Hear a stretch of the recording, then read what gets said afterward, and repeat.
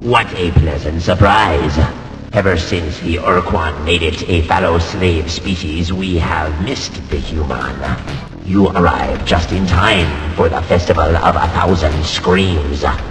We welcome you with open appendages. Your participation in the ceremony is most fortuitous.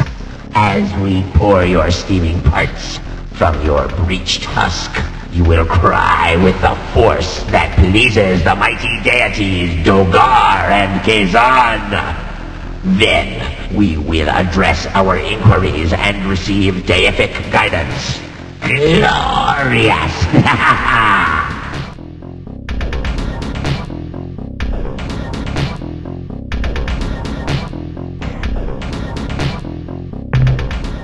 There is so much to tell, so many different aspects.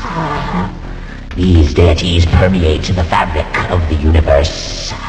Since all things eventually succumb to death, all things meet Dogar and Kazan. Human, you do not understand. It is as it has always been.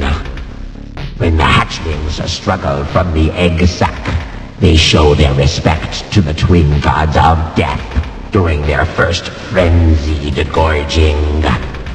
From that moment on, the directives and philosophies of Dogar and Kazan are manifested by the hatchling. During the Dark Ages, we were confused by the many gods. There were dozens of deities ranging from Zith of the Pelt to Orc of the Seds. It was only through the careful formation of a priestly ruling body that the Ilwrath were able to determine the true gods, Dogar and Kazan. This new priestly cabal revealed that we must discard all other gods, be they of hearth or flowing web. Only the priests were capable of interpreting the will of the gods. Their order refined our worship until we could do no better. All heretics were to be eaten, and all possessions were to be delivered to the holy sites or the priestly dwellings.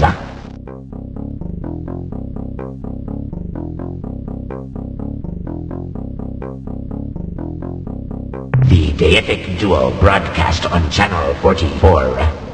Their words of wisdom are available to all, and their instructions are carried out to the best of our mortal ability. We know that we are pleasing the gods because they no longer find it necessary to guide us. In the past, the Dark Twins were compelled to direct us almost daily, but now have received no direction for almost 8 years. Indeed, we diligently monitor the channel should Dogar and Kazan choose to be heard. They do it for us. First, they clear the channel of messy static and interference. Second, it made it easy for us to properly identify what might be mistaken for mad rambling as the sacred words. You see, Dogar possesses 44 eyes that see into the 44 planes of existence, and each of Kazan's 44 sub-tongues is made up of 44 plump, writhing cilia.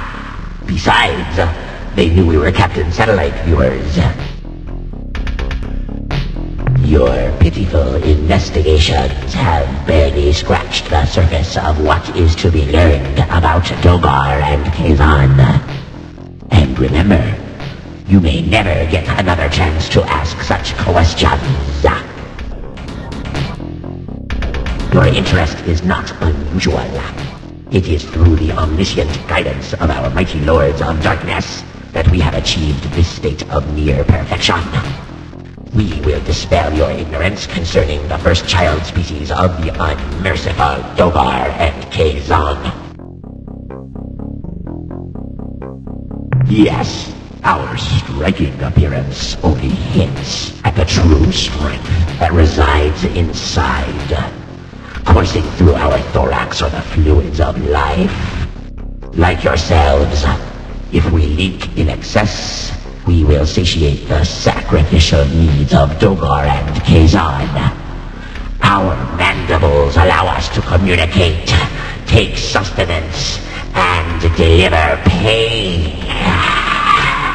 The appendages you see here allow us to manipulate our technologies and will regenerate when damaged or lost, as often happens in many of the rituals of pain. Our sensory cluster lets us monitor the whim and will of the deadly duo in the complex sequence of events that leads us all to death.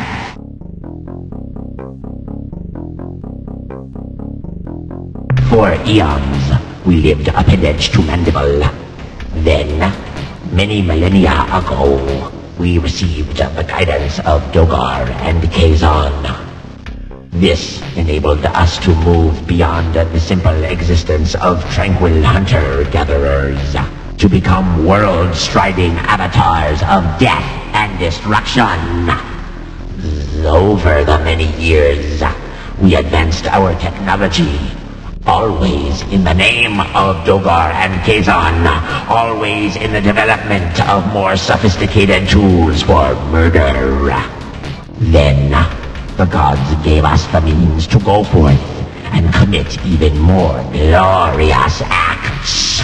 This was 29 years ago, when the Urquan improved our starships and weapons. The war against your alliance was glorious. But alas, all good things come to an end. You lost. We honored the wishes of the soft and merciful Urquan and stopped eating you humans. To continue our festive ceremonies of death, we began employing our native species for ceremony. Things seemed to be going well, until we accidentally exhausted our supply of all these life forms. We became distraught and called to our gods for guidance. Then, 8 years ago, Dogar and Kazan responded to our wails of dismay by directing us to devour feathered bird beings, the Pakunk. We now penetrate deeply into their home space. When we complete our mission of genocide, we are certain that we will once again hear from Dogar and Kazan. Our culture is rich with meaningful tradition. During the birthright, the egg sac teems with many new potential deaths. The hatchlings fight over their first frothy draught of blood. In the ensuing frenzy, many hatchlings are consumed, either partially or in their entirety. A frequently performed ceremony of affirmation has the participant grinding away partial or even whole appendages. It is the pain that acknowledges the greatness of the twins of excruciation. How can they help but notice the scream caused by the mangled nervous tissue?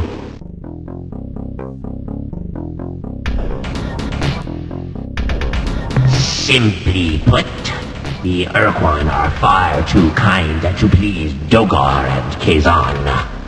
When your species was subdued, our gods made clear their desire for immediate deaths by the billion. We made plans for a grand ceremony to be called Mountains of Flesh. We built thousands of portable altars and transported millions of blood gowns and fillet knives to your world. But then the Urquan commanded that you humans were to be left alive. The confusion!